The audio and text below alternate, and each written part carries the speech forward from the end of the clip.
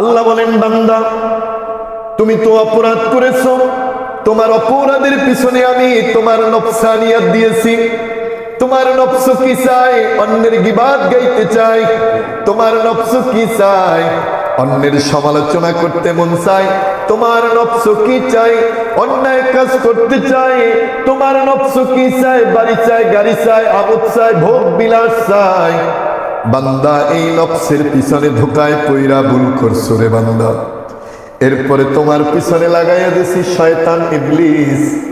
ইবলিস তোমার পিছনে তোমারে ধোকা দিছে বান্দা। বান্দা, তুমি নামাজে যেতে চাইছো, তোমাকে ঘুরাইয়া নামাজে নাই নাই রে বান্দা। বান্দা, তুমি চাইছো মসজিদে যেতে, মসজিদে তোমাকে শয়তান ঘুরাইয়া নেয় নাই। ও বান্দা, তুমি চেয়েছো কোরআন পড়তে, তোমাকে কোরআন পড়তে দেয় নাই।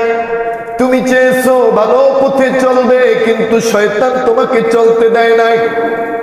বান্দা, তোমার একদিকে হলো নফসানিয়াতের ধোঁকা, আর একদিকে হলো বান্দা তুমি ইবলিসের ধোঁকায় পড়েছো।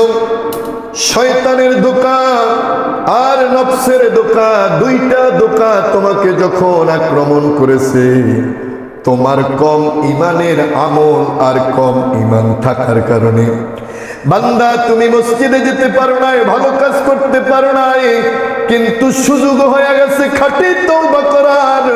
মন থেকে 60 বছর বয়সে একবার তওবা করে নিলা, 70 বছর বয়সে একবার তওবা করে নিলা।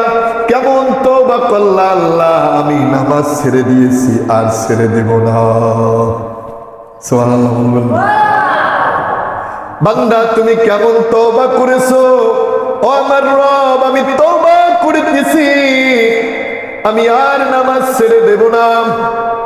আল্লাহ বলেন, বান্দা নামাজ ছাড়বা না, আমি আল্লাহর কাছে ওয়াদা করেছি রে বান্দা। শয়তানের ধোঁকায় আর মানুষ শয়তানের চক্রান্তে তুমি নামাজ ছাইড়া দিছো। আজকে বান্দা তুমি যখন তওবা করছো আর নামাজ ছাড়বা না, আমি আল্লাহর হুকুম হয়ে গেল, আমি আল্লাহর ভালোবাসা হয়ে গেল। তুমি বান্দা তওবা করা মাত্র আমি আল্লাহ তোমার অতীত জীবনের গুনাহগুলো মাফ করে দিলাম। আল্লাহ মাফ করতে পারেন কি পারেন না? আল্লাহ মাফ করতে পারেন কি পারেন না?